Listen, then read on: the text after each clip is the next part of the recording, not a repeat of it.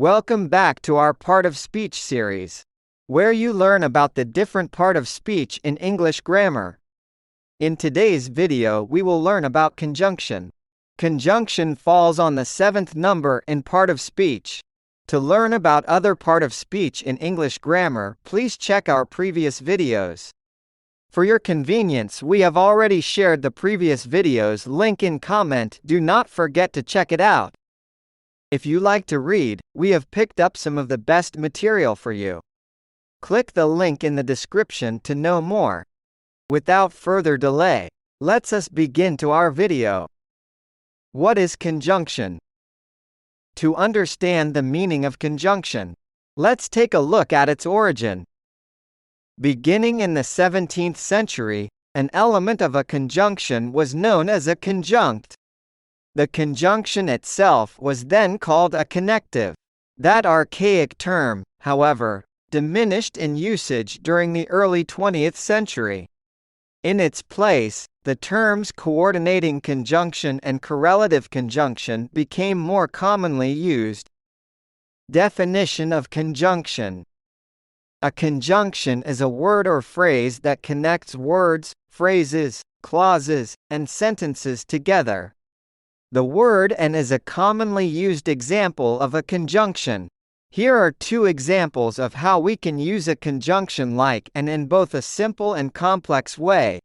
The flower is yellow and white. The flower is yellow, and it has a particular smell.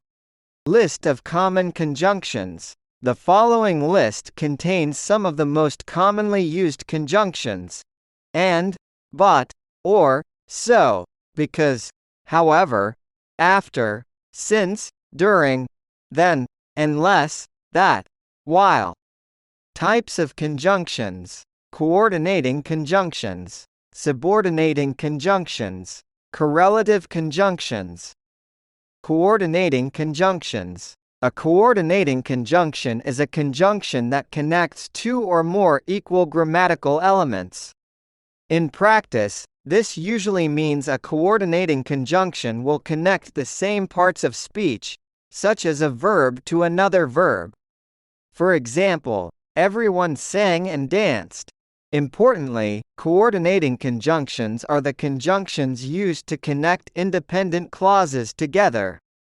An independent clause is a phrase that can stand alone as a complete sentence. Take a look at the following two clauses. He might have gone to the park. He may have returned home. These are both complete sentences. We can use a coordinating conjunction to join them into one sentence. If we do, the coordinating conjunction will follow a comma. He might have gone to the park, or he may have returned home. Subordinating conjunctions. A subordinating conjunction is used to connect a subordinate clause, also called a dependent clause, to an independent clause. Unlike an independent clause, a subordinate clause cannot stand by itself as a complete sentence. For example, where the buffalo roam, however, we can use a subordinating conjunction to attach a subordinate clause to an independent clause. Subordinating conjunctions can either come at the beginning of a sentence or somewhere in the middle. Whenever it rains, we stay inside and watch movies. We stay inside and watch movies whenever it rains. Correlative conjunctions. Correlative conjunctions are pairs of conjunctions that work together. Some examples of correlative conjunctions include both, and, either, or, neither, nor, and rather, than. Each pair of correlative conjunctions has a different function. Here are a few examples. I need flowers that are either red or pink. She would much rather play outside than sit in the house.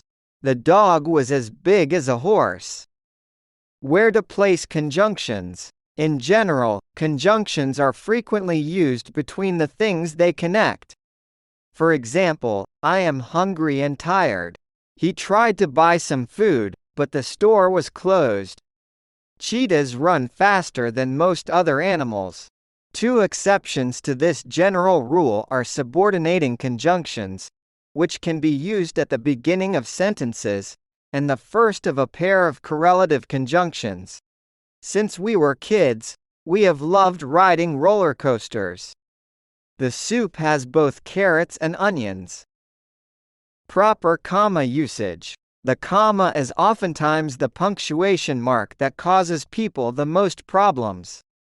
In general, these are the rules of using commas with conjunctions. Coordinating conjunctions. Use a comma before the conjunction when connecting independent clauses together or when creating a list. Don't use a comma if connecting things that aren't independent clauses. Independent clause. I love my sister, and she loves me. List. I'll eat vanilla, chocolate, or strawberry ice cream. Not an independent clause. This sweater is hot and itchy. I spoke to both Abby, who didn't know what happened, and Will, who did. Subordinating conjunctions. You don't need a comma unless a subordinating clause is used at the beginning of a sentence. If it is, put a comma at the end of the entire subordinate clause. No comma. I passed the test easily because I studied really hard. Comma. Because I studied really hard, I passed the test easily. Correlative conjunctions. Typically, correlative conjunctions don't need a comma. It is possible that they may appear near a comma, though, if a comma is being used for another reason, such as separating out a modifier. For example, I spoke to both Abby, who didn't know what happened, and Will, who did. Using different types of conjunctions together.